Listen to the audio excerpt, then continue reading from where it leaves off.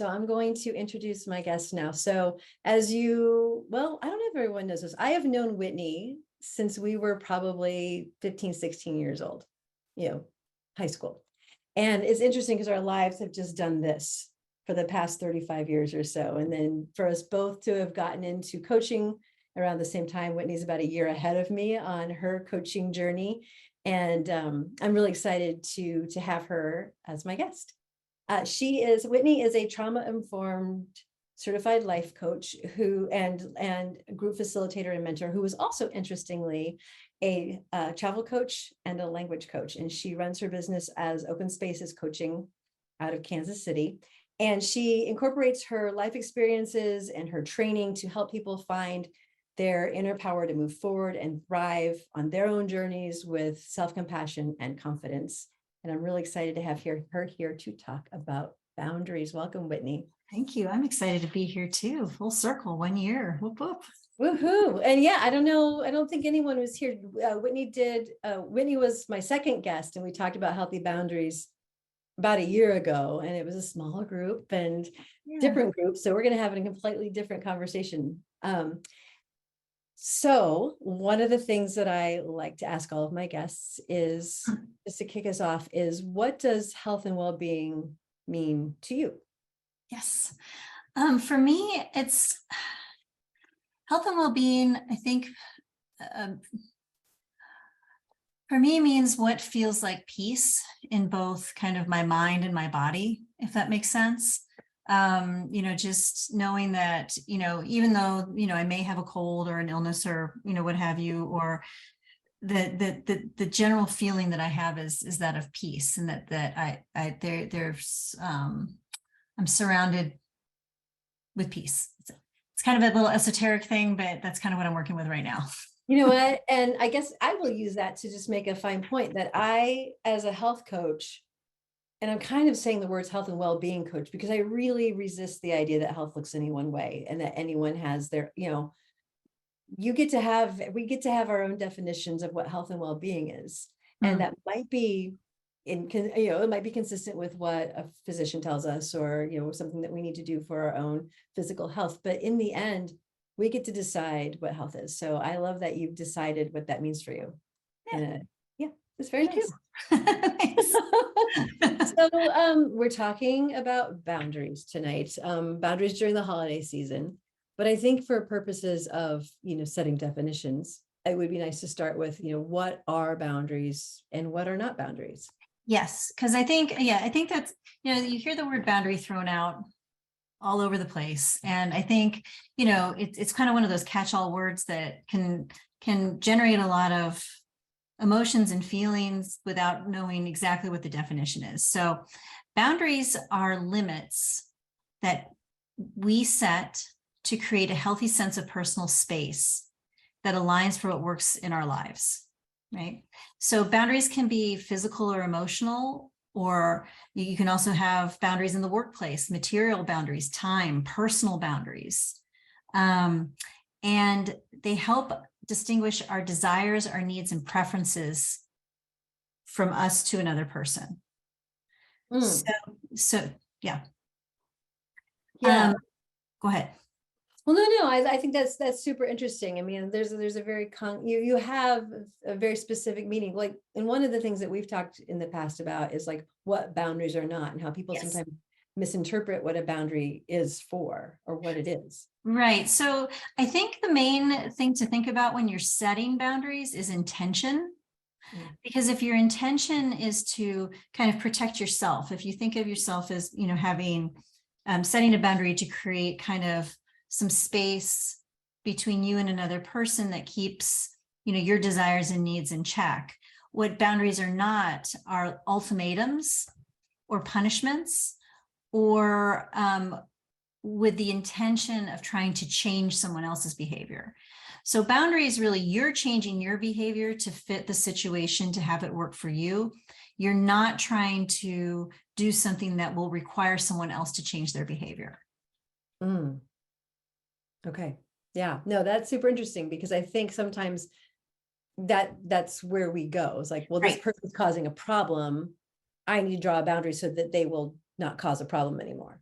Yeah, or so they'll change. So they'll start doing what I want from them. If I tell them, if I set a boundary and tell them that this is what I want, then, my hope is that they're going to do what I want. That's not setting a boundary. That's wanting someone to do something because you want them to do it. Creating a boundary is like, I'm going to do this so that I feel, we'll get back to the word peace, so that I feel more at peace with myself and know that I can, handle this situation in a way that works for me. It's up to them to do what they need to do in reaction to that, but that's not my responsibility. Okay. So I'm gonna jump a little bit because I think it would be good to have maybe a couple examples. Yeah. Yeah. Well, a couple, and I think I do want to just a couple, if you don't mind, Yeah. because I think what's really important too is to be able to so the intention again is one of those words. So, really knowing what you want and need when you set a boundary is really important. And it's all about communication. Mhm. So intent and communication, and self-awareness of what you really want. So for example, if we're going to be talking about the holidays, say you're going with your partner to a holiday party and your partner likes to stay late, like till 11 o'clock, but you are an early bird and you guys have known about that forever. But before I begin with that, a good indication of whether a boundary is crossed is when you start feeling frustrated or resentful towards someone or a situation. So coming back to this example, you've gone to a holiday party every year, and every year you end up staying later and you realize that you're getting kind of resentful every year. This is the same party, and you say you want to go home early and then you end up going late, coming home late, and you're like, So setting a boundary, so that's like, oh, okay, I'm feeling that. I'm setting this feels resentful. What can I do to not feel resentful, but also I want to go to the party. I just don't want to stay late. So you can say to your partner, look, let's go to this party together, but maybe let's take separate cars and we'll come in together and I'll leave like at 8 or 9 and then you can stay as late as you want. So I'm going to leave though for sure at 9 o'clock. And you're not saying to your partner, we're leaving. Right. Exactly. That this is what I'm going to do for myself. And, because that's what works for me, but I still want to share this experience with you, but I know that I get tired at 9. So let's do it this way. Intention seems really important there because again, you're not expecting the other person to change their behavior, and you're also not punishing them. You're not saying, well, fine, I'm leaving at 9 and you can stay as long as you want. It's like, exactly. There's respect of the other person, I guess, maybe is what I mean, yes, in this situation, yes. Yeah. You try to have, I think, you try to set boundaries with compassion. Sometimes it doesn't work that way. I mean, we can go kind of nuclear. One of the things is like, if you, with this example is, say a family gathering is like really chaotic and stressful for you. And every time you go, there's a big family fight. It never works out the way you want. And you come home just feeling so discombobulated and frustrated and upset. And a boundary that you can set is just by saying, I'm going to take a pass this year. I'm not going to come this year. I'll be happy to take you out to, you can offer something in exchange if you want, but like maybe we can go out to dinner or something one night, but I'm not going to come to this event this year. I mean, that's setting a hard boundary that, may not seem super compassionate to the rest of the family if they don't agree with you, but it's something that's going to work for you to keep peace of mind for yourself. So, boundaries are issues, in all aspects of our lives, right? I mean, Yes. we can run into these, but like, it seems like, I don't know, I don't have any data to back this up, but it seems like boundaries get kind of blurry or squishy, especially during the holidays. Like they seem fraught. Yeah, because the holidays, we're dealing with traditions, we're dealing with habits, we're dealing with things that expectations that people have that are centered around this time of year, things that, families have done for years and years and years. And it becomes fraught, especially in transitional times, like say, you get married or you have kids, those are the times when boundaries get a little more crunchy and squishy because it's a change. And so therefore the traditions change a little bit, the events change a little bit. And there's this fine dance of boundaries that people try to make to be able to create a healthy space within each other, in the group. But sometimes, depending on the family structure or how people accept boundaries or receive them, it can get a little dicey. Yeah. Yeah. So, I mean, we can recognize when one way to recognize when a boundary of ours has been crossed is if we feel that sense of resentment. Mm-hmm. What do we do when a boundary has been crossed? Maybe we could talk about it in terms of like in the moment, like someone just, crossed a boundary. And then maybe in anticipation, like you were talking about in anticipation, I'm going to not go to this party this year. Yeah, I think so. I think as far as what to do in the moment, it's, those things can be very situational. It depends on, how resentful and frustrated you get. Yeah. One of the best things that you can do potentially, especially if it's very kind of a high emotional situation, is try to remove yourself from it and say, at this point, I'm feeling really frustrated. I think I need to take a moment and figure this out.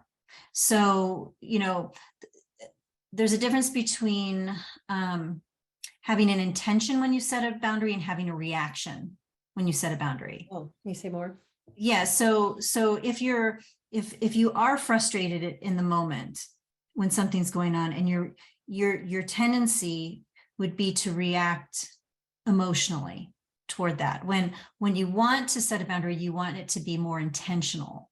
Gotcha. And so that's why if you're in the moment, one of the best things that you can do initially is just observe and say to yourself, oh, okay, I'm feeling resentful in this moment. What can I do in this moment to maybe dial it down a little bit? That's going to give me a little bit of space so that I don't react. Right. So that I can have intention in responding. So again, that might mean taking yourself away from the situation. Like I have an example, if you've got a relative that at the dinner table that you don't necessarily agree with their views on, politics or what have you. And you're sitting right next to them and they keep, bringing it up, and you're getting more and more annoyed. You have choice. You can say, I hear you and we have different opinions, and we're not going to change each other's minds. So let's talk about something else. You can try to deflect, right? And that's actually setting a boundary.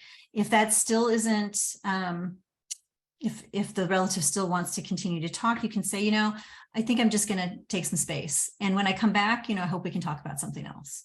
And then if that still doesn't happen, then you can, choose to move somewhere else. You're going to have pushback. That's the thing with boundaries. When you set boundaries, because it's a change and people don't necessarily like change, there is going to be a little pushback. And so feeling guilty, especially if you're a people pleaser, is going to be expected. Prepare to feel guilty every time you set a boundary. And that's normal and natural. To prepare to feel guilty, but also, I think about, the example of like someone in your world who kind of pushes your buttons, because they, like, that takes a lot of self-awareness and self-control. Totally. And that's why too, don't beat yourself up about, oh my gosh, I should have set a boundary right then and there. It's like a muscle that you have to build. It's a practice. So again, what I tell people, especially this time of year, if they're just learning how to set boundaries for this holiday season, observe. And you don't have to do anything this year. Give yourself a break. Just observe, what are the things that I feel resentful or frustrated about in this situation. Okay, I'm going to make note of this. You can secretly put it in your phone or, wherever, and at the bottom of the dinner table or whatever. And then, when the holiday season is over, look at all of this and decide, okay, what are some of these things that I can work with throughout the year, and maybe putting some boundaries down. Or what do I want to do as a plan next year? Because some of these maybe are non-negotiables that I don't want to do anymore. And some of them, there's some flexibility in trying to anticipate ahead of time without being in that moment. Yeah. Yeah. wanting to connect this to health and well-being even more pointedly, like, how does not having healthy boundaries affect our emotional well-being? Like not being able to do this. Yeah, I mean, I think, it's a couple of things. I think, you're a little more stressed out.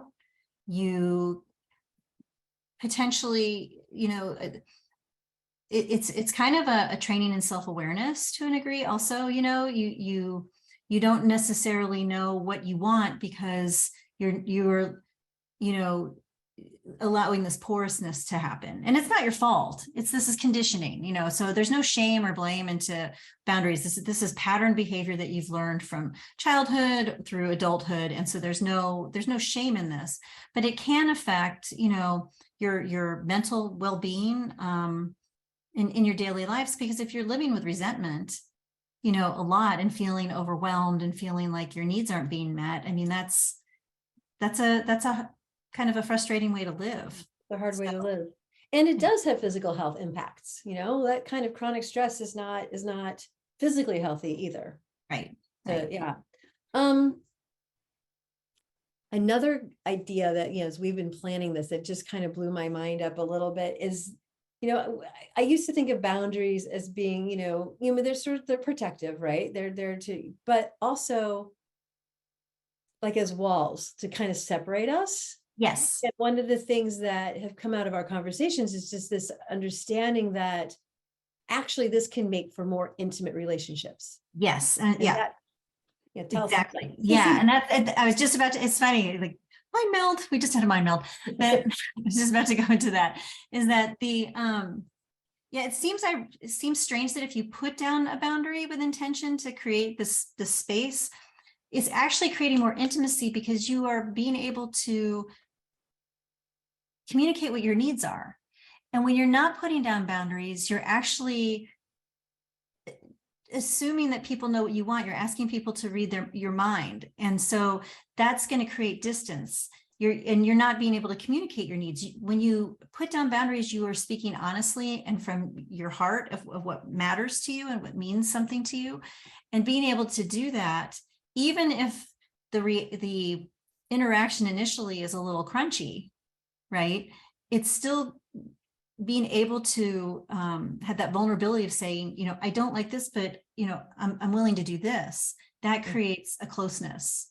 Yeah. And the other thing that makes me think about as well is like, you wouldn't, like, there are some people that you might not even bother drawing a boundary. You would just like leave that relationship, right? You would just abandon that person. Yeah. So having, it shows that you care about that person enough to say, listen, I want to stay in relationship with you. This is something that's important to me. Right. It opens the door to a real conversation about things that Yes. you wouldn't have if you didn't care about that person. Yes. I mean, unless you were just mad and wanted to slam a door, make a point and walk off, but that's not a boundary. Yeah. And I think too, I think we do get in these habits of thinking that people can read our minds and people know what we want, especially with family. Oh, we're in our 40s, we're in our 50s and beyond. And, they know what I think, they know how I act, they know what I want. And the truth is a lot of times we don't know what we want, what our families or what everyone wants from us. And so you get this wonderful opportunity to be able to speak your needs and be able to tell people what you want. Yes, it's going to come with potentially a little bit of conflict, but in the long run, it's a short-term conflict for a long-term gain. Usually. Yeah.